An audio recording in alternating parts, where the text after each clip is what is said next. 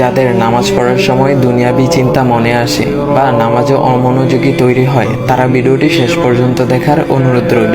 হযরত আলী রাদিয়াল্লাহু তাআলা আনহুর কাছে একজন ব্যক্তি এসেছে। তখন লোকটা বলল, হুজুর, আমার নামাজে মন বসে না। নামাজে দাঁড়ালে আমার দুনিয়াবি নানা চিন্তা আসে। হুজুর, আমার এই নামাজ কি আল্লাহ তাআলা কবুল করবেন? তখন হযরত আলী রাদিয়াল্লাহু তাআলা আনহা বলেছেন, না, তোমার নামাজ কবুল হবে না। তখন লোকটা মনে অনেক কষ্ট নিয়ে চলে যাচ্ছেন। এমন সময় রাসূল সাল্লাল্লাহু আলাইহি ওয়াসাল্লাম এসে হযরত আলী রাদিয়াল্লাহু তাআলা আনহুকে জিজ্ঞাসা করলেন, ইয়া আলী, আপনার কাছে লোকটা কেন এসেছিল? এসে দেখি মন খারাপ করে চলে গেল। কেন, কি হয়েছে আমাকে বলুন। তখন আলী রাদিয়াল্লাহু তাআলা আনহু বলেন, তিনি আমার কাছে জানতে এসেছেন যে নামাজে দুনিয়াবি চিন্তা আসলে নামাজ হবে কিনা। আমি বলেছি, না, তোমার নামাজ কবুল হবে না। রাসূল সাল্লাল্লাহু আলাইহি ওয়াসাল্লাম তখন বলেন, ইয়া আলী, আপনাকে আমি একটা চাদর উপহার দিতে চাই, তবে একটা শর্ত আছে। আলী রাদিয়াল্লাহু তাআলা আনহু খুশি হয়ে বলেন, ইয়া রাসূলুল্লাহ, কি শর্ত তা বলুন, আমি আপনার সকল শর্ত মেনে নিব।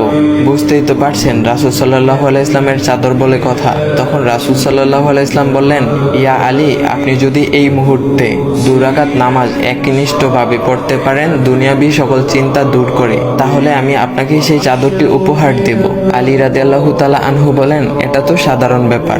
আলী রাদিয়াল্লাহু তাআলা আনহু তখন নামাজে দাঁড়িয়ে গেলেন আর তিনি নামাজ পড়তে শুরু করলেন।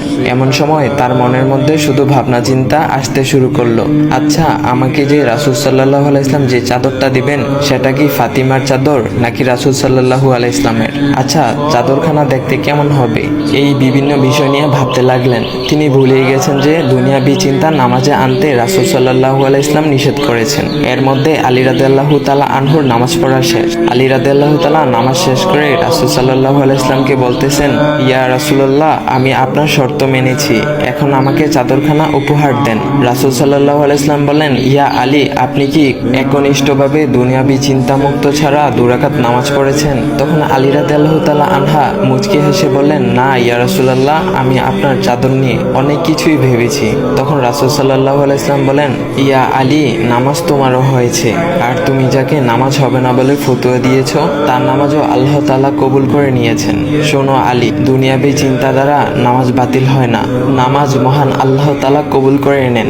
সকল ফরজ নিয়ম কানুন মেনে নামাজ পড়লে নামাজ হবে ইনশাল্লাহ। তবে আমাদের সকলের উচিত নামাজ আদায় করার সময় একমাত্র আল্লাহকে স্মরণ করে নামাজ আদায় করা। নামাজে দাঁড়ালে দুনিয়াবি চিন্তা মাথায় আসে, এটা শয়তানের একটা ফাঁদ। আল্লাহ তাআলা আমাদের সকলকে শয়তানের কুমন্ত্রণা থেকে হেফাজত রাখুক এবং সঠিকভাবে মনোযোগের সাথে নামাজ আদায় করার মতো তৌফিক দান করুক। সবাই বলি আমিন। চাইলে ভিডিওটা আপনি অন্যদের কাছে শেয়ার করতে পারেন, এতে অন্যদের ভুল ভ্রান্তিগুলো দূর হবে। তো গাইস, এমন ইসলামিক ভিডিও পাওয়ার জন্য ভাইয়ের আইডিটা ফলো করে দিয়ে যাও।